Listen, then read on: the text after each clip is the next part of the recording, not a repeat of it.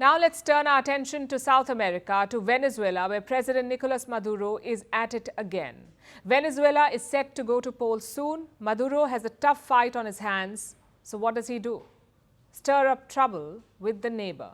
Venezuela has a territorial dispute with neighboring Guyana. It's a small country of less than 1 million people and an area of about 215,000 square kilometers. But Venezuela claims over 2/3 of Guyana.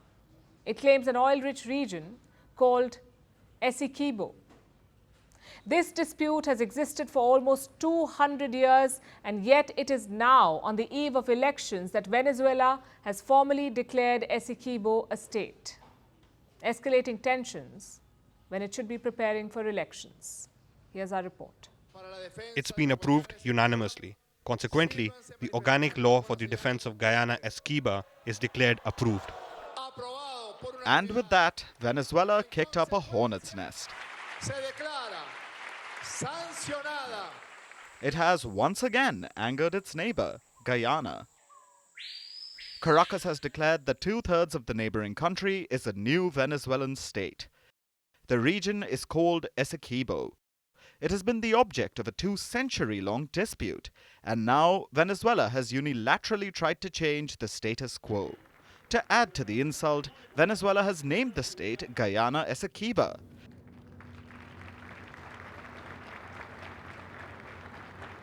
Imagine someone stealing your land and then naming it after you. Venezuela seems to be itching for a fight. Now technically, Venezuela has not taken over the land. Not yet anyway. Essequibo is still administered by Guyana. Caracas hasn't sent in the army to annex the territory. But by declaring it a state and saying that they have a right to defend it, Venezuela has escalated tensions. And it has raised the specter of conflict. So why is Venezuela doing this? Why does it claim the land? And is the claim legitimate? These are tricky questions, because the dispute is older than the countries of Venezuela and Guyana. It stretches back to the 1800s, when both nations were European colonies. Venezuela was a Spanish colony. Guyana was first a Dutch territory, then the British took over. That's when the problem began.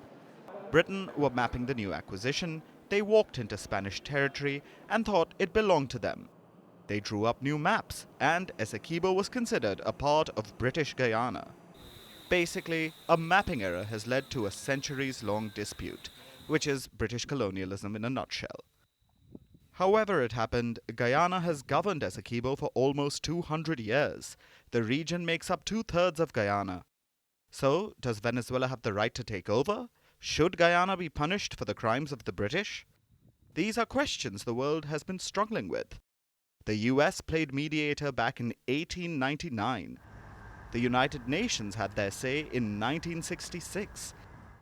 And in 2018, the International Court of Justice was dragged in. But Venezuelan President Nicolas Maduro doesn't want outside interference. He held a dubious referendum in December, and then claimed that Venezuelans wanted him to reclaim the territory. He has been sending troops to the border and expanding military bases. Now, Venezuela's parliament has formally declared Essequibo a state. Why is Maduro escalating tensions? Well, one thing to note is that Essequibo is full of oil. Guyana has also seen a boom in oil production, with the influx of firms like American giant ExxonMobil. For the last 3 months, Guyana has exported more oil than Venezuela. And Venezuela has the largest oil reserves in the world. Their exports have slumped because of US sanctions on Maduro, and likely competition from Guyana. So, is this a move to take out the competition, or is it a distraction? Venezuela goes to polls in July. Reports say Maduro is losing support. So, is Essequibo a way for Maduro to unite Venezuelans behind him? There are many questions, and no one seems to have the answers. But one thing is clear, the world cannot afford another war.